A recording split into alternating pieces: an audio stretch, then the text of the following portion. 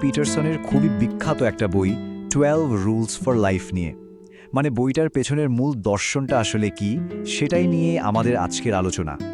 চলুন একটু গভীরে গিয়ে বোঝার চেষ্টা করা যাক কেন এই বইয়ের নিয়মগুলো আজকের দিনে আমাদের জীবনে এতটা প্রাসঙ্গিক হয়ে উঠেছে।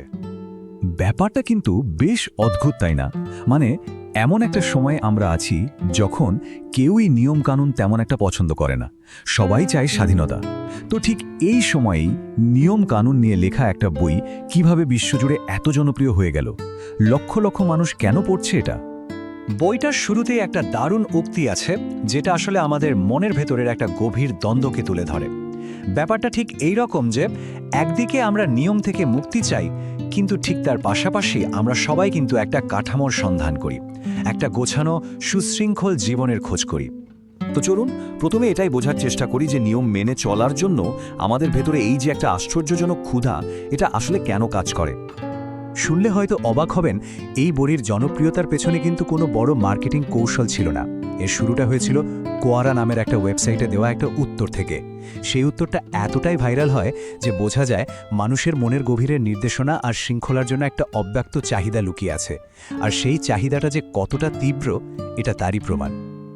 আচ্ছা, এবার আমরা বইটার একদম মূল দর্শনে চলে আসি। এই দর্শনটা আমাদের অস্তিত্বের দুটো দিক নিয়ে কথা বলে। একটা হলো শৃঙ্খলা আর অন্যটা হলো বিশৃঙ্খলা। এখানে অস্তিত্ব বা বিইং শব্দটা কিন্তু একটু অন্যভাবে ব্যবহার করা হয়েছে। মানে এটা শুধু আমাদের চারপাশের বাস্তব জগৎকে বোঝাচ্ছে না, বরং এটা হলো আমাদের পুরো মানব অভিজ্ঞতার একটা সামগ্রিক রূপ। আমাদের আনন্দ, কষ্ট, ভয়, আশা, এমনকি আমাদের নেওয়া ছোট বড় সব সিদ্ধান্ত, এই সব কিছু মিলেই তৈরি হয় আমাদের অস্তিত্ব। তো আমাদের এই পুরো অস্তিত্বটাই আসলে দুটো মৌলিক শক্তির ওপর দাঁড়িয়ে আছে। একটা হলো শৃঙ্খলা বা অর্ডার, আর অন্যটা বিশৃঙ্খলা বা কেয়স। শৃঙ্খলা মানে কি? শৃঙ্খলা হলো আমাদের চেনা জানা জগৎটা, আমাদের পরিবার, সমাজ, নিয়মকানুন, মানে যেখানে সবকিছু গোছানো, নিরাপদ। আর বিশৃঙ্খলা, সেটা হলো অজানা, অপ্রত্যাশিত সব ঘটনা। তবে হ্যাঁ, এই বিশৃঙ্খলাই কিন্তু আবার নতুন সম্ভাবনার দরজা খুলে দেয়। এই ধারণাটাকে খুব সুন্দরভাবে বোঝানো যায় প্রাচীন তাওবাদী প্রতীক ইন ইয়াং দিয়ে। আপনারা নিশ্চয়ই দেখেছেন, ওই যে সাদা অংশটা হলো শৃঙ্খলা আর কালো অংশটা বিশৃঙ্খলা। আর দেখুন, দুটো মিলেই কিন্তু একটা পূর্ণ বৃত্ত তৈরি হয়। তার মানে একটা ছাড়া অন্যটা অসম্পূর্ণ।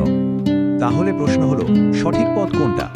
পিটারসন বলছেন, সফল জীবন মানে শুধু শৃঙ্খলার মধ্যে আটকে থাকা নয়, আবার বিশৃঙ্খলার মধ্যে পুরোপুরি হারিয়ে যাওয়াও নয়। আসল পথ বা দ্য ওয়ে হলো এই দুটোর ঠিক মাঝখান দিয়ে যাওয়া, এমন একটা পথ যেখানে স্থিতিশীলতা আর নতুনত্ব দুটোরই একটা সুন্দর ভারসাম্য থাকবে। বাস্তবতার এই কাঠামোর কথা তো আমরা বুঝলাম, কিন্তু এবার আসা যাক জীবনের সবচেয়ে বড় এবং কঠিন সত্যটার দিকে, আর সেটা হলো দুঃখ কষ্ট। বইটার একটা মূল কথা হলো, জীবন মানেই দুঃখ কষ্ট। এটা কোনো দুর্ঘটনা বা ব্যতিক্রম নয়, বরং এটাই জীবনের একটা স্বাভাবিক অবস্থা, একটা বেসলাইন কন্ডিশন। তো এখন প্রশ্ন হলো, এই অনিবার্য দুঃখ কষ্টের মোকাবেলা আমরা করব কিভাবে? যদি এটা মেনে নিতেই হয় যে দুঃখ কষ্ট আসবেই, তাহলে আমাদের প্রতিক্রিয়া কি হওয়া উচিত?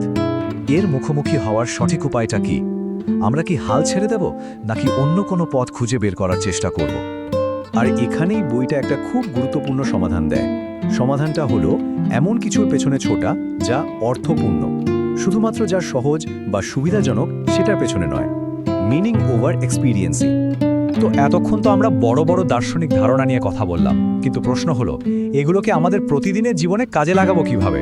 চলুন এবার কিছু নির্দিষ্ট নিয়মের মাধ্যমে বিষয়টা বোঝার চেষ্টা করি। প্রথম নিয়মটা খুবই সহজ শোনায়, কাঁধ সোজা করে শিরদাঁড়া টান টান করে দাঁড়ান। কিন্তু এটা শুনতে যতটা সহজ মনে হচ্ছে, এর পেছনের মনস্তাত্ত্বিক তাৎপর্যটা তার চেয়ে অনেক বেশি গভীর। পিটারসন এখানে লবস্টারের একটা দারুণ উদাহরণ দিয়েছেন। লবস্টাররা নিজেদের এলাকা আর সামাজিক মর্যাদার জন্য লড়াই করে, আর দেখা গেছে যে লবস্টারটা জেতে তার শরীরে সেরোটোনিনের মাত্রা বেড়ে যায়, আর যে হারে তার কমে যায়। এই বেশি সেরোটোনিন তাকে আরও আত্মবিশ্বাসী ভঙ্গি দেয়। মজার ব্যাপার হলো, বিজয়ী লবস্টারের পরের বার জেতার সম্ভাবনা বেড়ে যায়, আর পরাজিত লবস্টারের আবার হারার সম্ভাবনা বাড়ে। ঠিক একইভাবে আমাদের শারীরিক ভঙ্গিও কিন্তু আমাদের মস্তিষ্কের কেমিস্ট্রিকে প্রভাবিত করে, আমাদের আত্মবিশ্বাস বাড়িয়ে তোলে। এই উক্তিটা বিষয়টাকে আরও পরিষ্কার করে দেয়। মানে শারীরিকভাবে সোজা হয়ে দাঁড়ানোটা আসলে একটা প্রতীক। এটা দিয়ে বোঝানো হচ্ছে জীবনের সব চ্যালেঞ্জ আর দায়িত্ব সাহসের সঙ্গে গ্রহণ করার জন্য মানসিকভাবেও সোজা হয়ে দাঁড়ানো। লবস্টারের এই যে সামাজিক মর্যাদা ক্রম, এটা আমাদের আরেকটা খুব গুরুত্বপূর্ণ নীতির কথা মনে করিয়ে দেয়। এটাকে বলা হয় অসম বন্টনের নীতি বা প্যারেটো প্রিন্সিপাল। সহজ কথায় এই নীতিটা বলে যে বেশিরভাগ ফলাফলই আসে খুব অল্প কিছু কারণ থেকে, আর এটা কিন্তু জীবনের প্রায় সব ক্ষেত্রেই সত্যি। একটা উদাহরণ দিলেই ব্যাপারটা পরিষ্কার হয়ে যাবে। একটা পরিসংখ্যানে দেখা গেছে বিশ্বের সবচেয়ে ধনী 85 জন ব্যক্তির কাছে যে পরিমাণ সম্পদ আছে তা পৃথিবীর নিচের দিকের 350 কোটি মানুষের মোট সম্পদের সমান। ভাবা যায়, এটা প্যারেটো নীতির একটা চরম বাস্তব উদাহরণ। আর এই নিয়মটা কিন্তু শুধু টাকা পয়সার ক্ষেত্রে সত্যি নয়, বিজ্ঞান, সঙ্গীত, সাহিত্য সব জায়গায় একই চিত্র। যেমন খুব অল্প কিছু বিজ্ঞানী বেশিরভাগ গবেষণাপত্র প্রকাশ করেন, হাতে গোনা কয়েকজন শিল্পী বেশিরভাগ জনপ্রিয় গান তৈরি করেন, আর খুব কম সংখ্যক লেখকের বই সবচেয়ে বেশি বিক্রি হয়। মানে প্রায় সব ক্ষেত্রেই দেখা যায় অল্প কিছু মানুষই বেশিরভাগ অবদান রাখছে। তো এত সব আলোচনার পর সবশেষে আমরা দেখব এই সমস্ত ধারণাগুলোকে একসাথে মিলিয়ে কিভাবে একটা অর্থপূর্ণ জীবনের পথে হাঁটা যায়। তাহলে আমরা কি দেখলাম? জীবন হলো শৃঙ্খলা, আর বিশৃঙ্খলার মধ্যে একটা অবিরাম যাত্রা, যেখানে দুঃখ কষ্ট থাকবে, সামাজিক মর্যাদাক্রম থাকবে। এই জটিলতার মধ্যে দিয়ে চলার জন্য আমাদের একটা সুস্পষ্ট পথের দরকার। একটা অর্থপূর্ণ জীবন যাপনের জন্য 4টে ধাপের কথা বলা যেতে পারে। প্রথমত, নিজের জীবনের একটা গন্তব্য বা লক্ষ্য ঠিক করা। দ্বিতীয়ত, সবসময় সত্য বলা। তৃতীয়ত, যা ঘটছে সেদিকে মনোযোগ দেওয়া।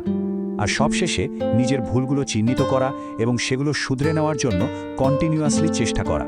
শেষ পর্যন্ত বইটার মূল বার্তাটা এটাই, জীবনের দায়িত্ব গ্রহণ করার যে ইচ্ছা, সেটাই আসলে একটা অর্থপূর্ণ জীবনযাপনের সিদ্ধান্তের সমান। তার মানে অর্থপূর্ণ জীবন কোনো উপহার নয়, এটা একটা সিদ্ধান্ত। আর আমাদের সবার জন্য শেষ প্রশ্নটা হলো, আমরা কি সেই দায়িত্বটা নেয়ার জন্য প্রস্তুত?